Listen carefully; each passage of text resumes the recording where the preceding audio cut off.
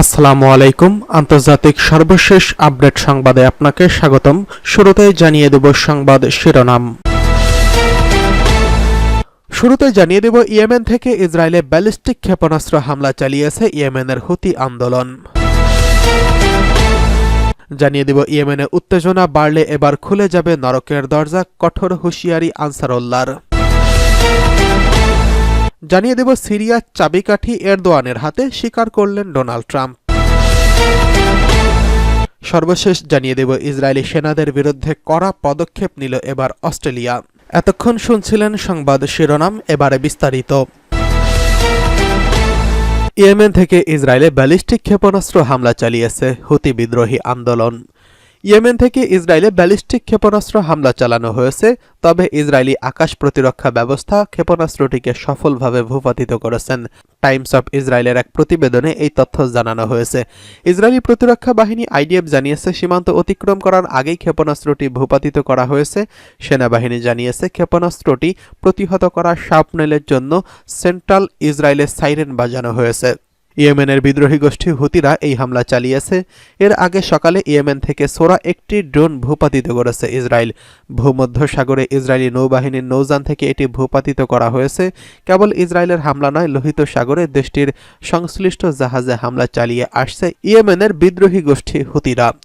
মার্কিন সেনা সদর দপ্তরের তথ্য অনুযায়ী গত নভেম্বর থেকে লোহিত সাগর ও এডেন উপসাগরে ১০০টিরও বেশি জাহাজে হামলা চালিয়েছে হুতিরা। তাদের হামলার ভয়ে বেশিরভাগ জাহাজ কোম্পানি গুরুত্বপূর্ণ এই দুই নৌপথ এড়িয়ে চলার জন্য গন্তব্য পাড়ি দিচ্ছে। এতে পরিবহন ব্যয় বেড়ে যায়, বড় ধরনের ক্ষতির মুখে পড়ছে পশ্চিমারা। হুতিদের হামলার জবাবে বেশ কয়েকটি দেশের সমন্বয়ে একটি টহল জোট গঠন করে যুক্তরাষ্ট্র। এই জোট গঠন করেও ইরানপন্থী যোদ্ধাদের থামাতে না পেরে ইয়েমেনে হুতিদের বিভিন্ন সামরিক স্থাপনায় বিমান হামলাটি চালিয়েছে মার্কিন ও ব্রিটিশ বাহিনী। তবে হামলা করেও এখন পর্যন্ত তাদের থামাতে পারেনি পশ্চিমারা। এদিকে ইয়েমেন থেকে উত্তেজনা বাড়লে খুলে যাবে নরকের দরজা। ইয়েমেন থেকে উত্তেজনা বাড়লে যুক্তরাষ্ট্রকে চরম মূল্য দিতে হতে পারে বলে হুঁশিয়ারি উচ্চারণ করেছে আরব দেশটির আনসারুল্লাহ প্রতিরোধ আন্দোলনের একজন উচ্চপদস্থ কর্মকর্তা।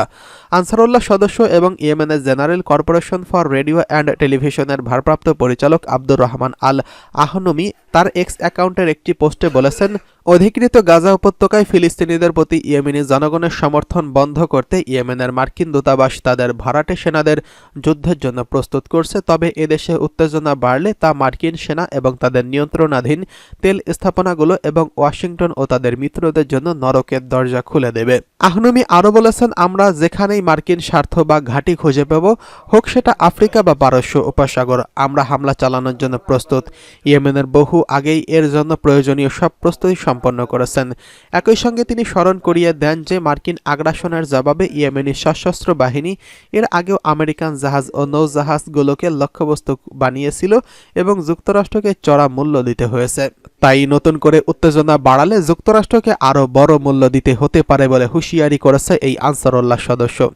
এদিকে গণমাধ্যমের খবর অনুযায়ী মার্কিন ও ব্রিটিশ যুদ্ধবিমান যৌথভাবে ইয়েমেনের উত্তরে হাজ্জা প্রদেশে একটি আক্রমণ চালিয়েছে। লোহিত সাগরে ইসরায়েলের সঙ্গে যুক্ত জাহাজগুলোতে আরব দেশটির চলমান সামুদ্রিক অভিযানের মধ্যেই এই হামলা চালায় পশ্চিমা বাহিনী। বিষয়টি নিশ্চিত করে ইয়েমেনের আরবি ভাষার সংবাদ মাধ্যম আল মাসিরা জানিয়েছেন, সোমবার সকালে এই বিমান হামলার মিডি জেলার বুসাইস এলাকায় আঘাত হেনেছে। এছাড়া কৌশলগত পশ্চিমাঞ্চলীয় হুদেইদা প্রদেশে তোয়াইতা জেলাতেও হামলা চালানো হয়েছে। তবে এই হামলায় সম্ভাব্য হতাহতের সংখ্যা বা ক্ষয়ক্ষতির পরিমাণ প্রকাশ করা হয়নি। ইসরায়েল গত বছর ৭ই অক্টোবর গাজায় হামলা শুরু করার পর থেকে ইয়েমেনি বাহিনী ফিলিস্তিনের স্বাধীনতা সংগ্রামের প্রতি তাদের নিরঙ্কুশ সমর্থন ঘোষণা করেছেন। এরই জেরে লোহিত সাগরে ইসরায়েলের সঙ্গে যুক্ত জাহাজগুলোতে ধারাবাহিকভাবে হামলা চালিয়ে আসছে আরব দেশটি। এদিকে সিরিয়ার চাবি এরদোয়ানের হাতে, স্বীকার করল ডোনাল্ড ট্রাম্প। তুরস্কের প্রেসিডেন্ট রিসেপ তাইয়েপ এরদোয়ানের নেতৃত্বে আন্তর্জাতিক রাজনীতিতে পরাশক্তি হয়ে ওঠার চেষ্টা করছে তুরস্ক। নিজেদের স্বার্থে আঙ্কারার এমন মনোভাব মেনেও নিয়েছে যুক্তরাষ্ট্র, রাশিয়া ও চীনের মতো বর্তমান পরাশক্তিরা। সম্প্রতি ভূরাজনীতিতে একটি বড় সাফল্যের মুখ দেখায় এবার তুরস্কে উচ্ছ্বাসিত প্রশংসায় মাতালেন নির্বাচিত মার্কিন প্রেসিডেন্ট ডোনাল্ড ট্রাম্প। ন্যাটোভুক্ত দেশটির সঙ্গে সামনের দিকে সম্পর্ক কোন দিকে যাবে তারও ইঙ্গিত দিলেন রিপাবলিক এই নেতা। আল জাজিরার এক প্রতিবেদনে এই তথ্য নিশ্চিত করা হয়েছে। প্রতিবেদনে বলা হয়েছে, সিরিয়ার বাশার আল আসাদকে ক্ষমতা থেকে উৎখাতের ঘটনাকে একটি বন্ধুবিহীন দখল বলে মন্তব্য করেছেন ডোনাল্ড ট্রাম্প।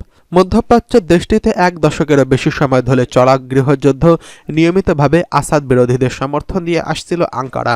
অন্যদিকে আসাদের পক্ষ থেকেই শুরু হয়েছিল এবং এর থেকেই মাঠে লড়াই করে যাচ্ছিল ইরান ও রাশিয়ার সামরিক বাহিনী। ফলে আসাদের পতনে তুরস্কের কাছে এক প্রকার বড় ধরনের হারের মুখে পড়েছে মস্কো ও তেহরান। ফ্লোরিডাতে অবস্থিত বাসভবন মার-ই-লগতে আয়োজিত এক সংবাদ সম্মেলনে ট্রাম্প তুরস্কের প্রশংসা করে জানিয়েছেন, আঙ্কারা খুবই চালাক, বিপুল প্রাণহানি ছাড়াই এই সিরিয়াতে একটি বন্ধুত্ববিহীন ক্ষমতার দখল সম্পন্ন করেছেন। এই সময় আসাদকে কসাই বলেও মন্তব্য করেছেন নির্বাচিত প্রেসিডেন্ট ডোনাল্ড ট্রাম্প।